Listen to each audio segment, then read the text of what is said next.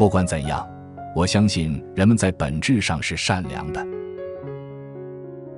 想想你周围还留有的所有美好事物，并感到快乐。快乐的人也会让别人感到快乐。给予别人从未使任何人变贫穷。无人需要等待哪怕一刻就可以开始改善世界，这是多么美好的事情。从长远来看，最锐利的武器是一颗善良和温柔的心。当我写作时，我可以摆脱一切，我的忧伤消失了，我的勇气重新诞生。我不去想所有的苦难，而是想那些依然存在的美好。有希望的地方就有生命，它让我们充满新的勇气，让我们再次变得坚强。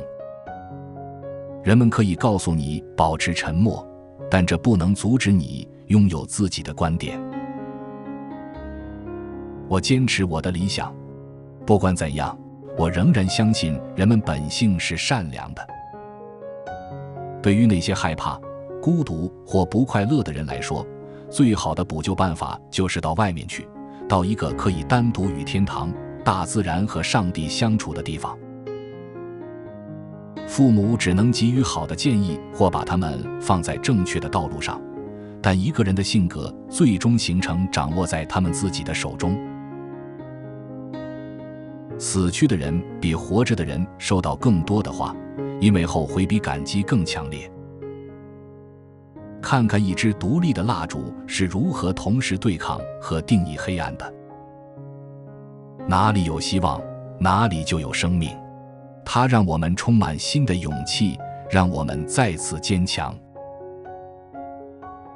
懒惰可能看起来很吸引人，但工作带来满足感。我们都是为了快乐而活着，我们的生活各不相同，却又如此相似。只要这一切还存在，这阳光和无云的天空，只要我能享受它，我怎能悲伤？同情、爱、幸运，我们都拥有这些品质，但仍然倾向于不去使用它们。我不想像大多数人那样白白活着，我想对所有人都有用，甚至是那些我从未见过的人，给他们带来快乐。我想在我死后继续活着。我无法想象有人会说我很软弱，然后就一直这样。毕竟，如果你知道为什么不与之抗争，为什么不尝试锻炼你的性格？只比人更有耐心。人的伟大不在于财富或权力，而在于品格和善良。软弱者会倒下，但坚强者将持续存在，永不沉沦。你只需要记住一条规则，对一切都笑一笑，忘记其他所有人。这听起来很自我，但实际上这是度过生活的唯一方式，因为如果你不笑，你就会哭。我必须坚持我的理想，因为也许会有一天我能够实现它们。获得幸福意味着做好事和工作，而不是投机取巧和懒惰。懒惰可能看起来很诱人，但只有工作才能给你真正的满足。有勇气和信念的人，永远不会在苦难中灭亡。男孩就是男孩，如果我们能阻止女孩变成女孩，即使这样也无所谓。好消息是，你不知道自己能有多伟大，你可以多有爱，你能成就什么，你的潜力有多大。只要你能无所畏惧地看向天空，你就会知道你内心是纯洁的，并且将再次找到幸福。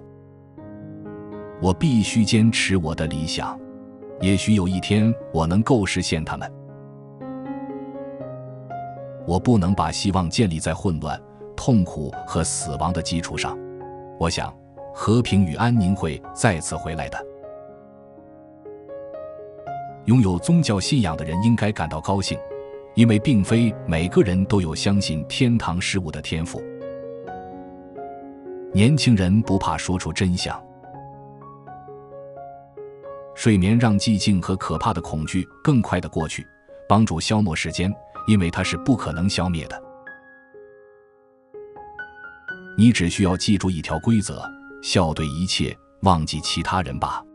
这听起来很自负，但其实是治疗自怜症的唯一良方。回忆对我来说比衣服更重要。对像我这样的人来说，在日记中写作是一种非常奇怪的经历，不仅因为我以前从未写过任何东西，还因为我觉得以后无论是我自己还是其他人都不会对一个13岁女学生的思绪感兴趣。有时我认为上帝正在试探我，无论是现在还是将来，我必须自己成为一个好人，没有任何人作为榜样或给我建议，但最终这会让我更坚强。我发现总是有一些美好的东西留下来，在大自然中，在阳光中，在自由中，在你自己身上，这些都能帮助你。财富都可能失去，但你内心的幸福只能被遮蔽，并且只要你活着，它将再次带给你幸福。女性也应该受到尊重。一般来说，世界各地的男性都受到极大的尊敬，那么女性为什么不应该有他们的份额呢？谁不知道这一点，谁就必须学习并从经验中发现良知，使人坚强。我渴望骑自行车、跳舞、吹口哨、观看世界，感觉年轻并知道我是自由的。只要这一切存在，而我可能活着看到它，这阳光，这无云的天空，只要这持续着，我就不会不快乐。我已经到达了几乎不在乎自己是生是死的地步。没有我，世界仍将继续转动。无论如何，我无法改变事情的进程。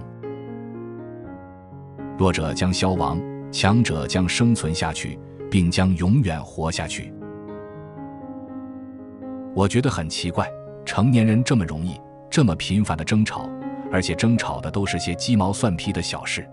到现在为止，我一直以为争吵只是孩子们的事，他们已经长大了。以上是我们这一期的智慧格言，哪一句是您最喜欢的？请留言告诉我们，别忘了按赞订阅，开启小铃铛，我们下期再会。